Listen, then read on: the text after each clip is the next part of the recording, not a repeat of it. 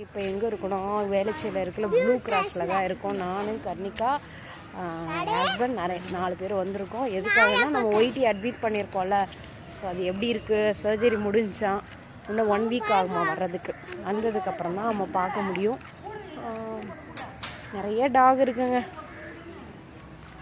நம்ம ஃப்ளாட்டில் இருக்கிறனால தான் எதுவும் இது பண்ண முடியாது. Current situation